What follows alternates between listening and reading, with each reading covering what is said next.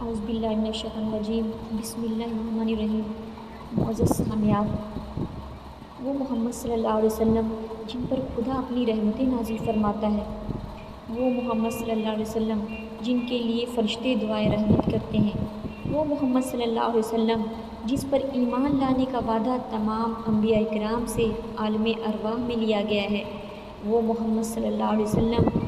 جنہیں اللہ تعالیٰ نے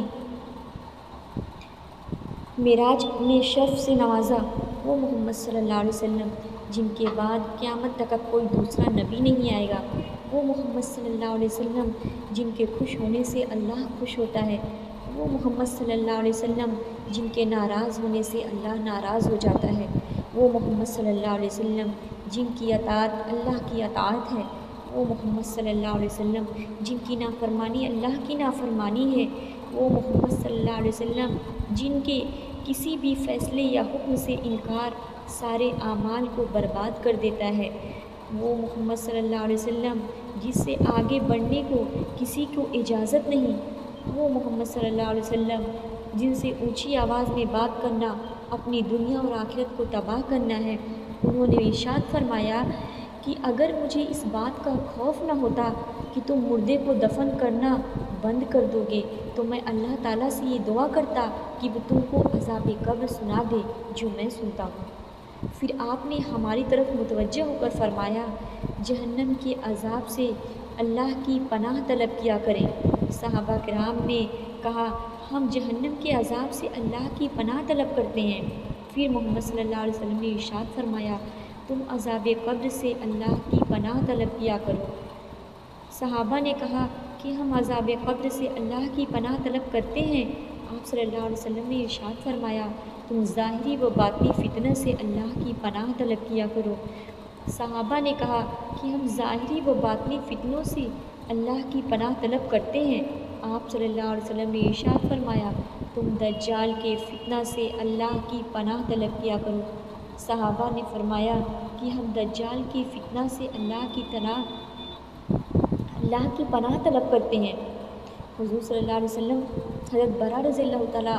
عنہ سے روایت ہے کہ ہم نبی کریم صلی اللہ علیہ وسلم کے ساتھ ایک جنازے میں شریک تھے۔ آپ صلی اللہ علیہ وسلم قبر کے کنارے بیٹھ کر رونے لگے، حتیٰ کہ مٹی آپ صلی اللہ علیہ وسلم کے آنسوؤں سے تر ہو گئی۔ پھر آپ صلی اللہ علیہ وسلم نے ارشاد فرمایا، اے میرے بھائیوں، اس کے لیے کچھ تیاری کر لو۔ معزز سامعین، قبر روزانہ پکارتی ہے کہ مجھ میں کیڑے مکوڑے بے شمار ہیں، یاد رکھ میں اندھیری کوٹھری ہوں، تجھ کو مجھ میں وحشت بہت ہوگی، میرے اندر تو اکیلا آئے گا، یہاں صرف اعمال کام آئیں گے، نرم بستر تیرا گھر پر ہی رہ جائے گا، مجھ کو مٹی میں دفنا کر لوگ چلے جائیں گے، اندھیری قبر میں تو جائے گا، روئے گا، چلائے گا، مگر وہاں کچھ مال دولت اولاد کام نہیں آئیں گے، اے غافل انسان بہت پچھتائے گا، مگر یہ پچھتانا بے مقصد ہوگا، جب تیرے اہل و عیال تجھ کو چھوڑ کر چلے جائیں گے، قبر میں کیڑے مکوڑے ہوں گے، کفن بھی تیرا بوسیدہ ہو جائے گا، نازک بدن تیرا پھٹ جائے گا، خوبصورت جسم سڑ جائے گا، وہاں پہ سانپ بچھو ہوں گے۔ میرے عزیز، ہماری زندگی ایک برف کی طرح ہے، اگر ہم اس کو استعمال کریں گے